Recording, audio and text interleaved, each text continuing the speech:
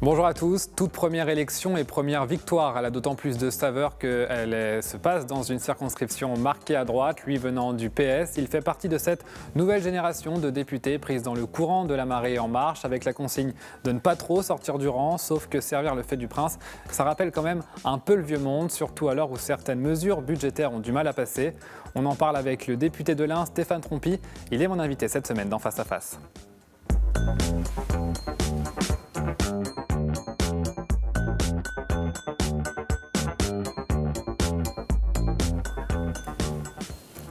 Bonjour, Stéphane Trompy.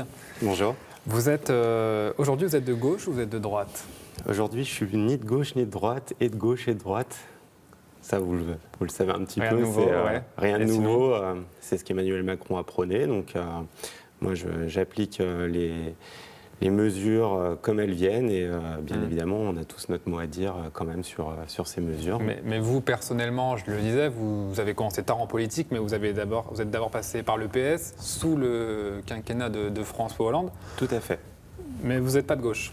Alors, à la base, oui, effectivement, je suis de gauche, je ne vais quand même pas le renier. J'ai protégé le bilan de François Hollande pendant son quinquennat, c'est vrai. Ensuite, on sait ce qui s'est passé avec une fronde perpétuelle au sein du Parti socialiste. C'est une fronde qui ne m'a pas plu. Bloquer pour bloquer, ce n'est pas forcément ce qui est intéressant. Donc moi, ce que je veux, c'est que le pays avance. Vous vous êtes dit que ce modèle-là était mort et que ça ne servait à rien d'y rester, c'est ça? Exactement. Exactement. De toute façon, on voit que ce modèle a déjà un souci encore aujourd'hui. Quand on voit la nouvelle gauche à l'Assemblée qui renie ce qu'elle a porté pendant 5 ans sous la dernière majorité et qui s'oppose à chaque fois, effectivement, je pense que le modèle est périmé. Alors je le disais, vous êtes entré très tardivement, très récemment en politique. Vous avez quel âge aujourd'hui? Vous êtes député? J'ai 34 ans. 34 ans. 34 ans et j'ai commencé très tardivement, effectivement. Qu'est-ce que ça fait d'intégrer l'Assemblée nationale? Quel regard vous portiez sur l'Assemblée nationale depuis votre jeune âge et de vous y retrouver quelques mois seulement après y avoir songé finalement? Alors, quand j'étais plus jeune, effectivement, l'Assemblée nationale, pour moi, c'était le lieu où se passait le pouvoir, en fait, en France, au niveau de la votation des lois. Derrière ce que je m'imaginais pas grand-chose à l'époque. Maintenant, vous en aviez bien une image? Bien sûr, j'avais une image d'un lieu marqué par les décisions. Et maintenant, je sens que c'est un lieu marqué par les décisions, marqué par l'histoire et aussi qui a quand même beaucoup à apprendre au reste de la population. Parce que je pense que c'est encore, mais on y travaille, encore assez opaque au niveau de l'Assemblée, ce qu'il en sort. Et je pense qu'on a un gros travail de pédagogie à faire pour dire voilà ce qui se passe à l'Assemblée, sur quoi on travaille, qu'est-ce qu'on fait et quel est le rôle du député pour les citoyens. Vous vous sentez à l'aise, vous vous sentez bien intégré, vous vous sentez chez vous en ayant 34 ans, quand on sait que la moyenne d'âge est beaucoup plus importante au Palais Bourbon? Alors maintenant, la moyenne d'âge est beaucoup moins importante. Elle a baissé, tout à fait. mais elle reste quand même... Alors je fais partie des députés relativement jeunes, mais non, je prends ça comme un travail très important et très sérieux. Je suis très intégré au niveau de La République En Marche. Donc moi, je fais ça avec grand plaisir et c'est une façon aussi, et ça c'est quelque chose qui m'a toujours intéressé, c'est de servir son pays. Il y a plusieurs manières de le servir et c'est une façon comme une autre. Ça fait maintenant un peu plus de 4 mois que vous siégez. Tout à fait. Quel bilan vous tirez de cette expérience? Qu'est-ce qui a été fait jusqu'à présent? Alors, ce qui a été fait, le bilan qu'on peut en tirer, c'est déjà que par rapport à cette majorité pléthorique, en fin de compte, on a quand même porté pendant la campagne présidentielle ainsi que pendant la campagne législative beaucoup de mesures. Et on peut dire que sur le début de cette législature, on a déjà porté beaucoup des promesses de campagne. Vous avez le sentiment que maintenant que que les promesses de campagne ont été mises à l'œuvre, en tout cas mises en marche au Parlement. Le plus dur reste à venir, les débats sur des sujets qui n'étaient pas forcément annoncés pendant la campagne, qui vont s'imposer comme ça. Je pense que le plus dur est déjà pas tout à fait derrière nous, mais on a eu le renforcement du dialogue social qui a été quand même un très gros morceau. Nous avons aussi parlé de la moralisation de la vie publique. On a débattu dessus et voté cette loi qui permet pour les citoyens, en fin de compte, d'avoir un peu plus confiance dans leur politique. Et on travaille vraiment à ce qu'il y ait de nouveau cet esprit de confiance. Donc on a aussi on va sortir de l'état d'urgence sous peu. On a voté donc cette loi antiterroriste. On a quand même bien travaillé sur Mais sur je dis les ça premiers parce mois. que c'est vrai qu'on était jusqu'à présent dans une partie où beaucoup de novices à l'Assemblée nationale, donc voilà, quand même assez derrière le chef. On sent qu'aujourd'hui, il y a des volontés un peu d'émancipation. Chacun commence un peu à s'exprimer en dehors du cadre, parfois exprimer son opinion sur des sujets divergents. Je pense notamment à la question des vaccins obligatoires. Il y a des députés En Marche qui ont d'ailleurs publié un communiqué, une tribune, Tout à fait. qui ne sont pas en accord avec le gouvernement. Est-ce que ça, c'est pas quelque chose qui risque d'arriver de plus en plus maintenant que certains députés sont plus à l'aise? C'est un moment, en fait, entre le début de la législature et maintenant, c'est un moment où beaucoup de députés ont observé comment ça marchait, les codes à respecter, comment le groupe fonctionne, se faire guider. Et effectivement, maintenant, on est quand même plus de députés à avoir l'envie effectivement de travailler sur certains sujets. Et il y a une émancipation qui se fait et je pense que c'est une très bonne chose. C'est comme ça qu'on avance. Les débats sont ouverts. On ouvre différents groupes de travail au sein du groupe majoritaire. Et je pense que c'est pour moi, pour ma part, et je parle aussi, je pense pour mes collègues, une très bonne chose qu'on puisse débattre de tous les sujets, même ceux ouverts par le gouvernement. On parlait de gauche-droite. Vous pensez que ce concept de ni gauche ni droite, ou est de gauche et de droite, peut tenir vraiment pendant 5 ans? On va faire en sorte que ça tienne, puisque de toute Il y a des sensibilités. Il y a des sensibilités et c'est ce qui est intéressant. Moi, j'ai un ami député qui est jeune comme moi, qui vient de la droite, qui est issu de la droite. Moi, je suis issu de la gauche, comme vous l'avez dit, et on travaille ensemble sans aucun problème. Mais par exemple, parce que jusqu'à présent, la politique du gouvernement, c'est quand même une politique de droite, c'est pas moi qui le dis, même les Républicains le disent, que ce soit sur le budget, sur l'ISF. Le problème des Républicains, déjà, il faudrait qu'ils retrouvent leur boussole, ce qui n'est pas le cas actuellement. La politique qui est menée, c'est une politique de réforme, de transformation du pays. De réforme et libérale. Il y a de la flexibilité, oui, il y a une partie libérale, il faut le Est-ce que vous dire. pouvez comprendre que les personnalités qui viennent du Parti socialiste, qui ont des sensibilités de gauche, ne soient pas forcément à l'aise avec toutes ces mesures très libérales? Alors, je pense que oui, effectivement, il peut y avoir des choses qui marquent sur le budget, par exemple. C'est quand même des promesses qu'on a portées, et on était là au moment de la campagne, donc on l'a porté en tant qu'élu. Moi, personnellement, je sais qu'on a aussi une partie qui va protéger les Français, qui sont des mesures qu'on va dire peut-être plus de gauche, comme 80% des Français qui vont être exonérés de taxes d'habitation. La CSG aussi, on sait très bien que ça inquiète beaucoup de monde, mais derrière, vous avez la fiche de paye donc, qui va être allégée des cotisations. Alors pas pour tout le monde. Pas pour tout le monde. Pas pour tout le monde. Et c'est le problème, justement, si vous me le permettez. Dites-moi. C'est un nouveau débat. On dit que maintenant, alors, il y a eu les gestes pour les plus riches, l'ISF. Il y a eu les concessions faites aux plus pauvres pour une sorte de rééquilibrage. Et entre deux, il y a ce débat sur les classes moyennes. On dit que c'est elles, finalement, les grandes oubliées de la politique du gouvernement. De toute façon, si dans un pays comme la France, on ne peut pas s'occuper des plus modestes et des classes moyennes, on ne pourra jamais protéger la minorité des plus riches, ça c'est sûr. Donc l'ISF, il n'a pas été supprimé. L'ISF, il a été transformé, réformé pour être ça va poser encore plus de débats d'ailleurs. Pour un impôt sur la fortune immobilière. On libère le capital, donc de l'épargne, qui va être réinjecté dans l'économie. Réinjecter dans l'économie, c'est aussi peut-être dans les entreprises, et sûrement même. Et réinjecter du capital, ça va permettre aussi de pouvoir s'appuyer sur des fonds et essayer au maximum de créer de l'emploi via ce capital. Mais je reviens quand même sur les classes moyennes, elles n'ont pas de gestes très concrets aujourd'hui pour améliorer leur pouvoir d'achat, leur niveau de vie, alors qu'il y en a pour les deux autres catégories.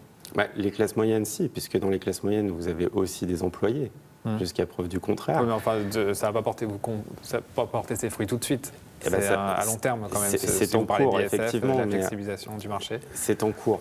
Et ce qui est en cours, de toute façon, c'est travailler pour l'ensemble des Français. Donc les classes moyennes vont être aussi protégées au même titre que les classes plus populaires. Est-ce qu'il faut toucher aux allocations familiales ? Alors, pour ma part, j'estime qu'un couple, par exemple, qui a des revenus entre 6 et 8 000 euros, devrait voir ses allocations peut-être soit réduites, comme ça a été le cas sous l'ancien quinquennat. Voilà. Pourquoi pas supprimer, parce que je pense qu'on peut plus donner à tous ceux qui en ont vraiment besoin. Mais est-ce que les allocations familiales, c'est pas un impôt en fonction du revenu à la base, enfin, dans son idée, c'est fait pour encourager la natalité.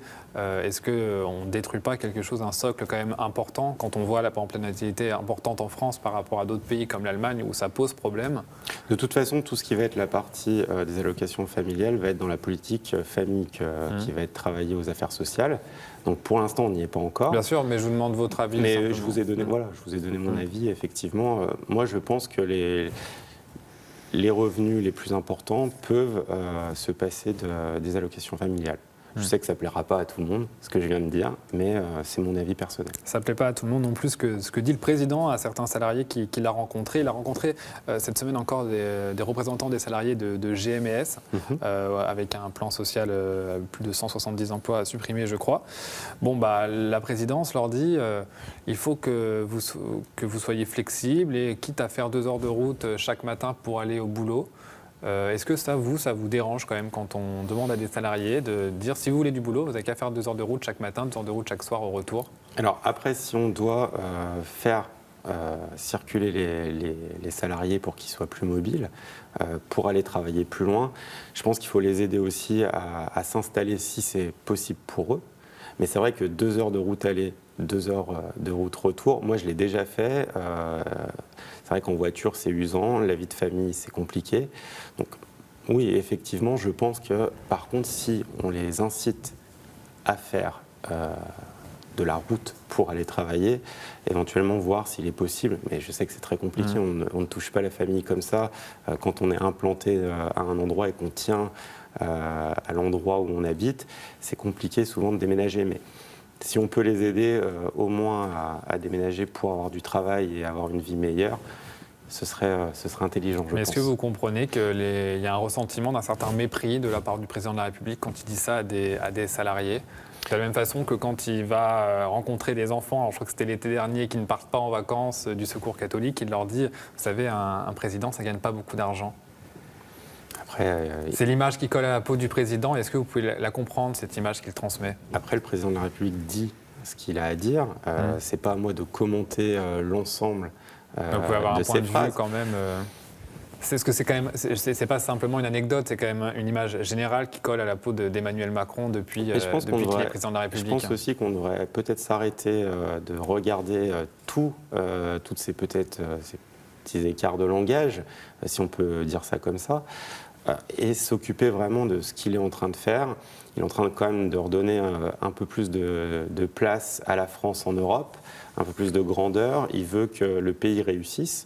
Je pense que les Français pardonneront à un président qui fait réussir son pays. Il veut que son pays réussisse, il veut aussi que son parti réussisse. Son choix, le choix du président de mettre Christophe Castaner à la tête de votre parti, La République En Marche. Est candidat à la tête. Il est le seul candidat. Pour l'instant. Et c'est le choix d'Emmanuel Macron, ça c'est officiel. Bien sûr. Est-ce que ça ne rappelle pas quand même le vieux monde ?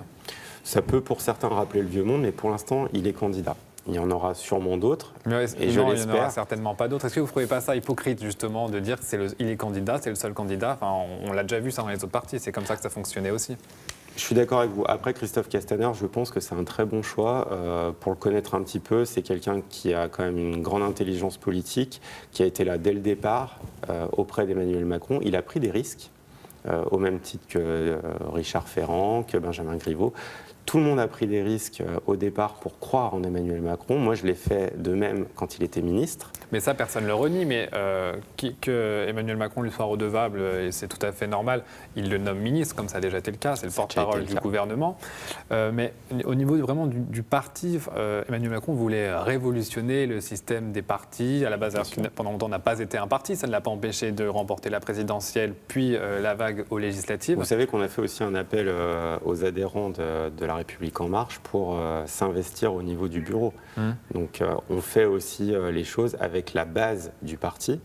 Et là, tout d'un coup, on a une décision quand même qui vient du président de la République, oui, du haut. Mais après, je pense que pour mener un parti, il faut quand même quelqu'un de solide. Et je pense que c'est le cas de Christophe Castaner. Ça peut choquer. Moi, personnellement, ça ne me choque pas pour la simple et bonne raison qu'on écoute aussi la base. C'est aussi une des raisons qui m'avait fait quitter le Parti socialiste et croire en Emmanuel Macron à l'époque où il était déjà ministre. C'est que la base a été écoutée. Moi, j'ai animé un comité local sur Bourg-en-Bresse. Vous souhaitez qu'il y ait d'autres candidats face à Christophe Castaner? Moi, ça me plairait qu'il y ait d'autres candidats. Vous pensez à des personnes en particulier? Non, je ne pense pas à des personnes en particulier, mais ça me plairait qu'il y ait d'autres candidats aussi charismatiques que Christophe Castaner pour être à la tête du parti. Est-ce que vous pensez qu'il y a un risque lorsqu'on est au sommet de l'État, lorsqu'on est député, lorsqu'on devient ministre, même si on vient d'un système qui se voulait anti-système, on devienne un politicien comme un autre, en tout cas on en adopte les codes? Alors, si ça peut vous rassurer, moi je fais en sorte de rester le plus naturel possible et de ne pas oublier d'où je viens, de ne pas oublier que c'est aussi grâce à Emmanuel Macron que je suis là où je suis aujourd'hui, même si après j'ai travaillé pendant la campagne. Mais quand vous voyez ce qui se passe autour de vous? Autour de moi, je pense qu'on est quand même beaucoup à être resté quand même soi-même, même si on est obligé, et c'est une obligation, de prendre de l'envergure, d'avoir les épaules un peu plus solides, puisqu'on a un poids qui est quand même totalement différent en prenant des décisions. Comme vous le savez, sur les 4 derniers mois, on a pris beaucoup de décisions. On est obligé effectivement d'évoluer. Et je pense que c'est une très bonne chose, c'est une très belle expérience. En même temps, les décisions que vous avez à prendre, elles ne sont pas non plus très compliquées. Parce que jusqu'à maintenant, c'est simplement voter les textes du gouvernement, se plier au fait du prince. C'est comme ça que vous voyez votre rôle de député? Eh bien, pas du tout, parce que je connais des députés qui votent contre, des députés de la République En Marche, des députés qui s'abstiennent, des députés qui proposent des amendements. J'en ai proposé plusieurs. Mais par contre, il y a cette règle, interdiction de signer des amendements d'un autre groupe. Mais ça, c'est un mystère pour personne. Non, c'est dans le règlement intérieur de votre groupe. Est-ce que c'est pas du sectarisme? Non, je pense que ça peut évoluer. Ça existe dans les autres groupes aussi. Mais vous souhaitez que ça évolue? Ce serait bien que ça évolue, parce qu'on est là pour faire avancer le pays, donc ce serait bien que ça évolue. Et comment ça pourrait évoluer? Il faudrait que vous, un de vos collègues, prenne l'initiative de proposer ça au sein du groupe? Ça se propose, donc il faudrait qu'on soit plusieurs à le proposer, effectivement. Mais parce que vous ne trouvez pas ça normal? Si vous souhaitez le changer, le proposer? Vous trouvez que c'est une anomalie? C'est une petite anomalie pour moi, oui. Certains accusent le groupe d'être sectaire, de faire du sectarisme. Alors, il ne faut peut-être pas aller jusqu'à là. De par principe, ne pas voter, ne pas signer des amendements avec d'autres. Je pense que pour l'instant, ce qui était intéressant, c'était de nous encadrer pour qu'on prenne bien nos marques. Et puis, il faut qu'on fasse évoluer la République En Marche, justement, par des propositions de ce type et pouvoir travailler avec d'autres groupes politiques. Une dernière question avant qu'on passe aux réseaux sociaux. Quelle est votre position sur la PMA? La PMA ouverte aux couples de femmes homosexuelles. Ça ne me pose aucun souci. C'était une promesse d'Emmanuel Macron pendant sa campagne. Et lors de sa dernière interview, il est resté volontairement très flou sur le sujet. Est-ce que c'est un manque de courage ou c'est par peur de renouveler ces débats animés qu'on avait vus pendant le mariage pour tous? Alors, je ne pense pas que ce soit par peur, je pense que c'est plutôt, il va amener les choses correctement avec plus de pédagogie. Ce qui s'est passé pour le mariage pour tous, c'est que ça a été trop long. Le vote a été trop long, les choses ont eu le temps de... Mais il pourrait le faire aussi rapidement qu'il a fait par exemple les ordonnances sur le Code du travail. Oui, mais après on est plus sur des choses éthiques. Donc, à mon avis, si on fait comme le précédent gouvernement, on va attendre trop longtemps. Vous pensez que c'est une promesse qu'il peut renier? Je ne pense pas. Allez, on passe aux questions des réseaux sociaux.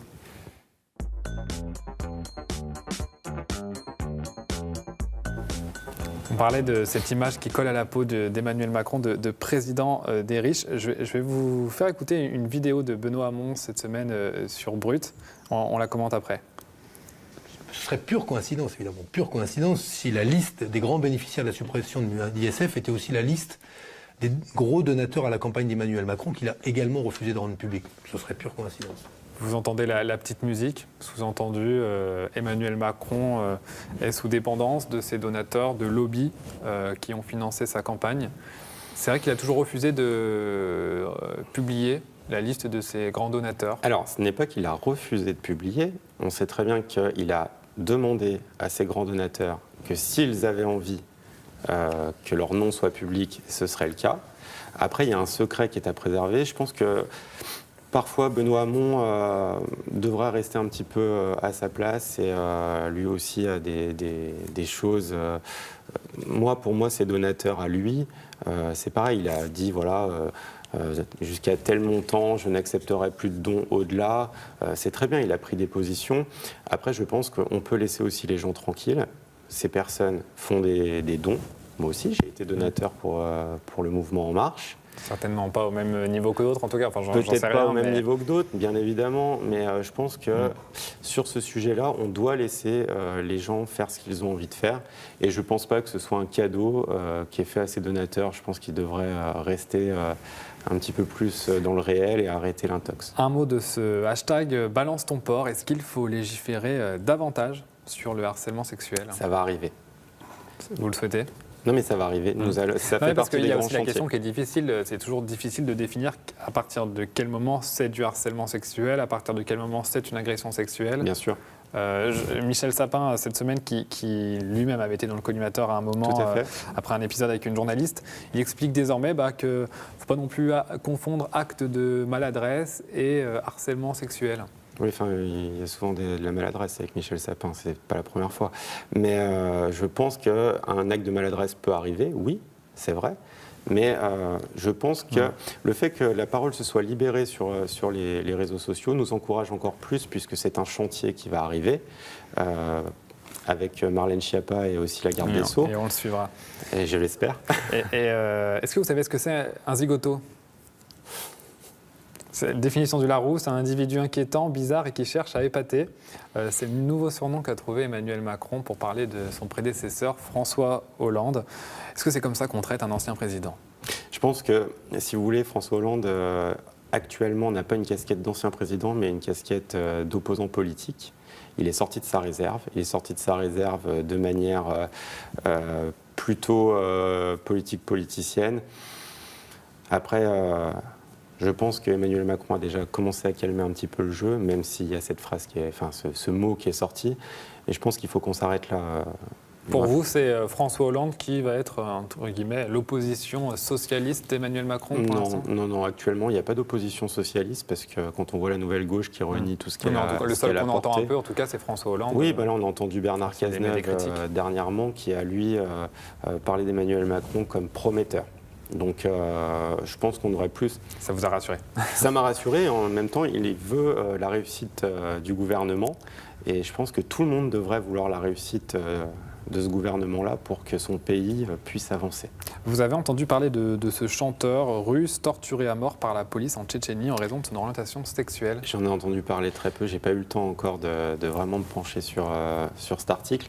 Mais je trouve Pourquoi est-ce que la France ne dit rien ? C'est un sujet on n'entend pas la France sur ce sujet, le pays des droits de l'homme. Pour l'instant, effectivement, je n'ai rien entendu, mais je pense que ça devrait arriver. Pour moi, c'est un acte de cruauté. C'est inadmissible de torturer quelqu'un sur son orientation sexuelle. Emmanuel Macron est quand même beaucoup dans la réelle politique. Il reçoit le dirigeant égyptien, qui est très critiqué aussi sur le point de vue des droits de l'homme. Est-ce que ça vous décevrait que la France, pour certaines raisons, ne tape pas du poing sur la table ? Ce serait dommage. Allez, on passe aux dernières questions. Cash.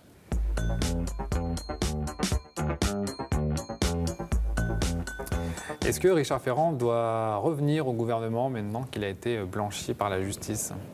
C'est pas à moi de vous le dire, c'est plutôt